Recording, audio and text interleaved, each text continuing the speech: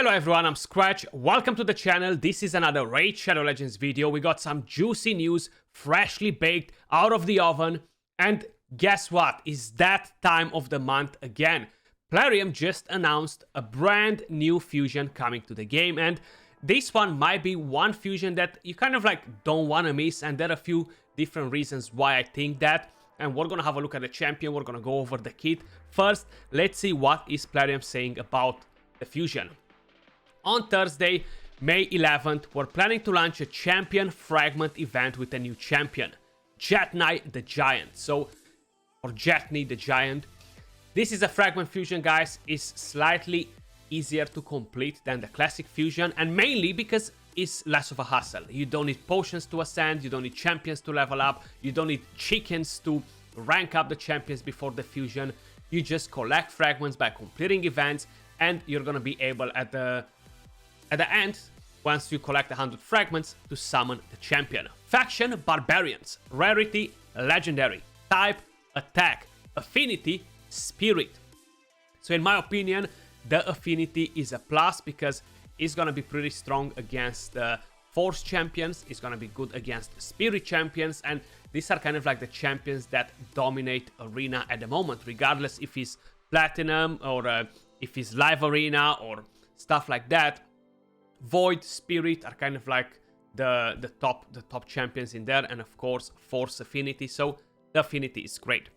Jetni will be a great champion for Arena and will come in handy for clearing waves in PvE content such as Faction Wars, Doom Tower and Dungeons, all thanks to their two AoE attacks, one of which is a double hitter self-buffing skill and built-in ignore defense effect, plus the ability to deal some extra damage against targets under shield on top of that.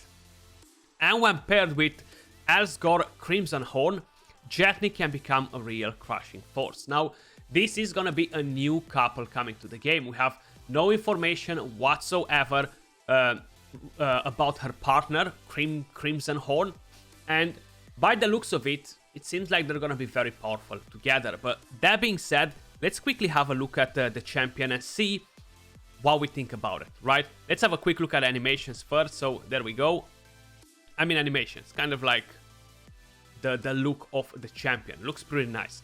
I wish they would actually give us videos like this with the actual animations. You know what? That's gonna be a thing that I'm gonna mention to them again. Just show us the animations as well while we are on this screen, because that's kind of like what we wanna see. But here we go, guys. Jetni the Giant, Spirit Affinity, attack-based champion. The one thing that we don't know, and the one thing that is gonna be very important for this champion, multipliers base attack. I'm saying it now.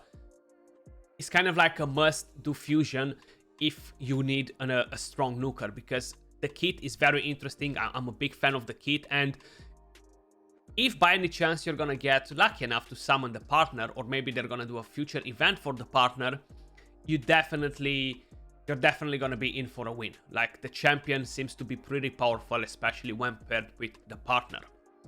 So on the A1, attacks one enemy with a Splinter Steel. The first hit has a 30% chance of placing a stun debuff for 1 turn. The second hit, a 30% chance of placing a defense down for 2 turns. You're getting 10% extra damage from books in here, and you're getting a 20% extra chance to land the stun and the defense down with this skill. The second skill, which is the A2, Barrier Breach, fully booked, will be on a 3-turn cooldown, attacks all enemies, will ignore 20% of each target's defense. That's actually great. Has a 100% chance, fully booked, of placing a defense down debuff for 2 turns. The debuff cannot be resisted if Elsgor Crimson Horn is on the same team. So if you bring in her partner, we're gonna have another champion in the game that will bring in defense down unresistible. We have Ghostborn, we have a Balanor with Xavia, and we're gonna have Jetni the Giant if paired with Elsgor, which is definitely great because we need more champions to do that. 20% more damage from books here. That looks pretty interesting. Then we have the A3, Towering Might. This will be on a 4-turn cooldown, fully booked, attacks all enemies 2 times. Before attacking, places a 30% increased crit rate buff and an increased crit damage buff on this champion for 2 turns. Grants an extra turn if this attack kills an enemy when Elsker Crimson Horn is on the same team. So if they're paired together and she kills an enemy with this skill, after she buffs, she's gonna get an extra turn. Now, the one thing to keep in mind, unlike champions like Gambo or Haprak, you're not gonna be able to build them with 70% crit rate and just go on and buff, because this right here is on a 2-turn, is gonna be for 2 turns, the self-buffing, and the skill is gonna be on a 4-turn cooldown, and getting the extra turn is not guaranteed. You're getting 20% more damage from books on the A3, and then of course you have the passive. Nowhere to Hide inflicts 20% more damage against targets under shield buffs, or will ignore shield buffs if Elsker Crimson Horn is on the same team. Very interesting to ignore shield if you pair it with a partner.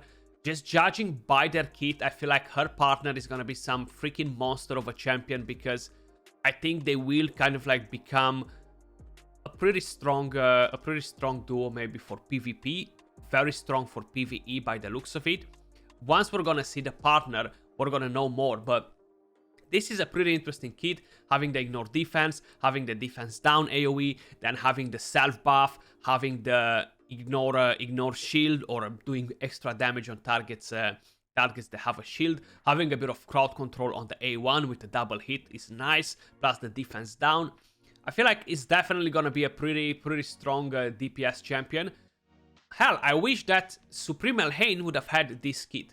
I would have been so much happier if Supreme Elhain would have had Jetney's kit, honestly. So much better. Just ignore defense is so essential nowadays in the kit, just because everybody runs tons of buffs on the team, and now being able to just go in with Madame Series, Ramantus against every single team in the game is pretty mess. So you definitely need a strong champion to bring in damage, regardless where you are in the game, you know, because yes, you will use Madame Series most probably 90% of the times against most teams, or you're gonna use it more times and lose the other fights because you're not paying attention to blessings and other things in there. But ignore defense, I really think is really essential in today's meta to be part of their kits. I wish the A3 would actually have the cooldown a bit shorter to ensure that you're gonna be able to keep the buffs on the champion all the time. Allowing people to build a champion with 70% crit rate will actually be a massive win for the majority of people, because that's the main issue, right? When you are building your champions, you might be struggling a bit with the gear, like, oh damn it, I can't get 5% extra crit rate and the build looks amazing. I have tons of attack, tons of crit damage, good speed, but that 2, 3, 4, 5% crit rate is messing up my build, and is nothing that I can do about it except breaking the build. And you're breaking the build, and the stats on the other build where you have the 100% crit rate, they're so much worse compared to the initial build where you just needed a bit of a extra crit rate, you know. And of course, building a champion with 70% crit rate will allow you to increase the attack, increase the crit damage, have that champion to deal more damage, which is generally a very good thing, you know.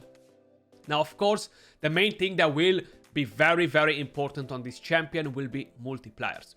As usual, a lot of people tend to think that every champion in good gear is gonna deal damage. Well, it's not the case. If you think that, you just don't really know the game good enough, and trust me, it's not that way. Not every champion in good gear can deal damage. It's mainly all about their multipliers, their base attack. Seeing her as a massive champion, a giant, I would expect her to have some pretty good survivability as well, right? The main thing that I do care about is having the right attack. 1.5k attack upwards is gonna be great, and in terms of multipliers, 4-point multiplier on the A2 will be great, and on the A3 as well, you're gonna need a slightly higher than that, so maybe a 4.5. But if you're ignoring defense, a 4-point upwards multiplier is great. Like Baron's multiplier is 4 point something, but he ignores 50% of the target's defense, you know. Of course, I'm not expecting Jetney to vault Baron, not at all, but she's actually a pretty good replacement for people that don't have a Baron, you know. It's not Void Affinity, but hey, dealing extra damage on targets with the shield is amazing because everybody's kind of like running a bolster nowadays. If by any chance you get lucky to get a partner, you're gonna ignore the shield. You're gonna do tons of different things. My main concern is the A2 and that unresistible defense down for arena. I think it's gonna be pretty hard to dodge with the polymorph and other things like this in the higher end arena. But for the lower tiers, it's gonna be more than enough. Is actually going to be helpful.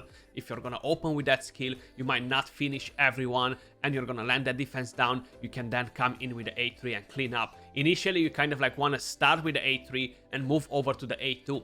But because you still have to build a champion with 100% crit rate, it's not really going to matter as much. Yes, you're going to lose the 30% increased crit damage, but that's pretty much my take on the champion.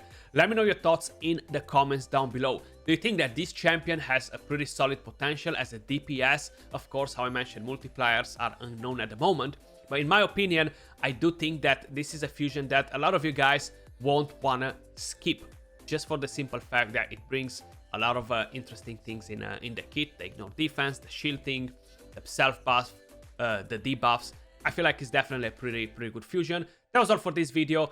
Much love, appreciate all of you guys watching, and I'll catch you all soon in the next video. Peace.